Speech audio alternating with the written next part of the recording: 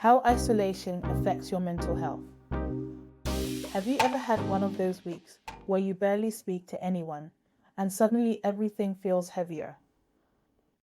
Your thoughts get foggy, your mood dips, and even getting off the sofa feels like climbing Everest. Isolation doesn't show up with a warning sign.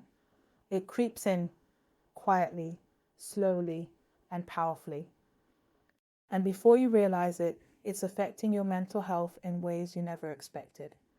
If you've been feeling a bit off lately, this video might explain why, and more importantly, what you can do about it.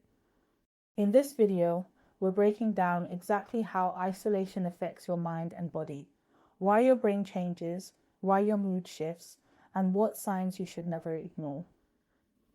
We'll also explore how different age groups are affected, what you can do to protect your mental health, and how to reconnect even when you feel anxious about it. By the end, you'll have practical steps you can start using today. So if you've been feeling disconnected, overwhelmed, or just strangely numb, stay with me. Hey guys, welcome back to Hersphere. I'm so glad to have you here.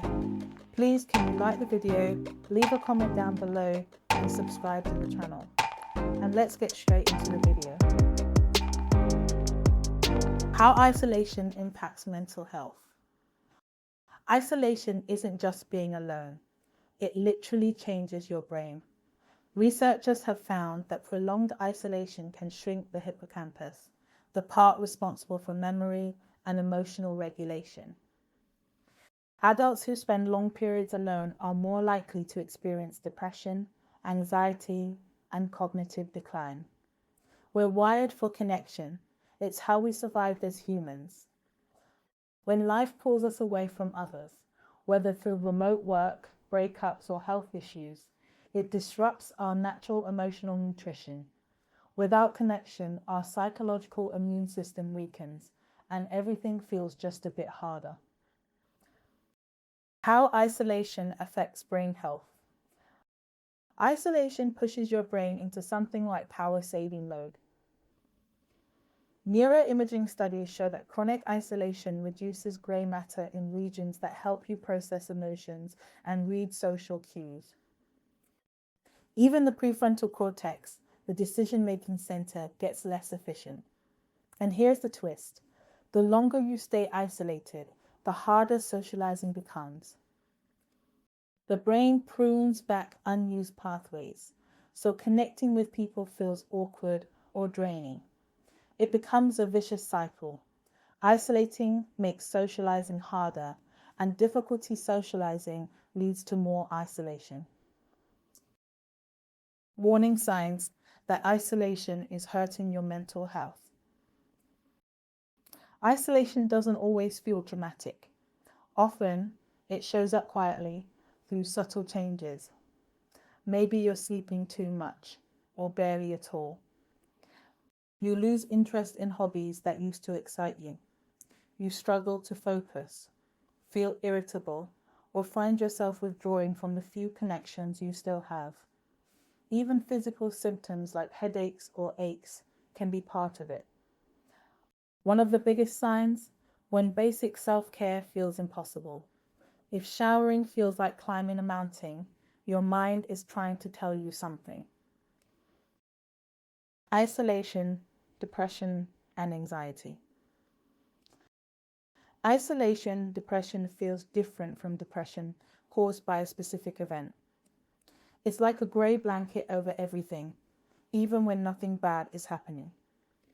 Some people feel numb, disconnected, or like they're watching their lives from behind glass. Anxiety can also creep in. Your brain, starved of stimulation, starts turning inward, creating imaginary problems to solve. Social isolation can also trigger social anxiety because your brain gets rusty at reading cues, making interactions feel threatening, not comforting. How long before isolation affects mood? There's no exact timeline, but many people start feeling mood shifts after just 2 to 3 weeks of significant isolation. It varies depending on your personality, sleep quality, physical health, and whether your isolation is voluntary or imposed. One important point: sleep disturbances often show up early. Once your sleep cycle is disrupted, your emotions, focus, and stress tolerance start slipping faster. Differences across age groups. Isolation affects everyone, but differently at each stage of life. Kids may struggle with emotional regulation, social skill development, and confidence. Teens feel it intensely because peer interaction is critical for identity. Adults often require deliberate effort to rebuild connections because life no longer provides automatic social structure. And seniors face the highest risk, often dealing with mobility issues, bereavement, and cognitive decline. For them, isolation can accelerate dementia and reduce overall longevity. Coping strategies at home. Here's the practical part. Structure is your lifeline during isolation. Wake up at the same time. Get dressed. Create different zones in your home. One for work, one for rest. Move your body regularly. Even a 15-minute walk can shift your chemistry. Limit the doom scrolling. Focus on meaningful activities, learning, creativity, volunteering online. Mindfulness and meditation aren't buzzwords. They help stop anxious spirals before they take over. Digital connection, helpful or not? Technology can absolutely help, but only when used intentionally. Video calls offer real human connection cues that text can't. Join online communities, schedule regular calls, or try virtual therapy. But watch out for passive scrolling. It can make loneliness even worse. Aim for active connection, not digital numbing. When isolation might signal a bigger issue. Sometimes isolation is the cause. Sometimes it's a symptom. If you feel genuinely afraid of social situations, have persistent negative thoughts, or experience severe physical or emotional symptoms, it may be part of an underlying condition like depression, social anxiety, PTSD, or agoraphobia. This doesn't mean something is wrong with you. It just means you may need support untangling what's going on. The role of sleep. Isolation loves to attack your sleep first. Without daily social cues, your internal clock gets confused. You may stay up all night, sleep all day, or wake up repeatedly. And poor sleep makes everything else worse. Your mood, your stress tolerance, your motivation. Protecting your sleep is essential. Keep consistent hours, avoid screens before bed, get morning light, and keep your room cool and dark. Lifestyle changes that help your lifestyle. Eating balanced more powerful than you think. Eating balanced meals fuels your brain. Limiting alcohol prevents emotional crashes. Getting outside boosts serotonin and reduces stress.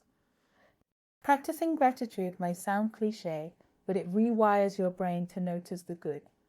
And having a sense of purpose, even something as simple as caring for a plant, keeps you grounded and motivated. How to reconnect when you're anxious. If the thought of reconnecting feels terrifying, you're not alone. Start small. A text, a short phone call, a walk with one friend. Prepare topics, practice what you'll say, and be honest about feeling rusty. People get it. Use gradual exposure. Tiny steps build confidence. Celebrate every win, even if it's just replying to a message. Getting professional support. Therapy can be a game changer. CBT helps challenge negative thoughts and rebuild social habits. ACT helps you accept discomfort while moving toward your values. Interpersonal therapy focuses on relationships. Group therapy not only treats isolation, it breaks it. Medication can help if depression or anxiety is severe.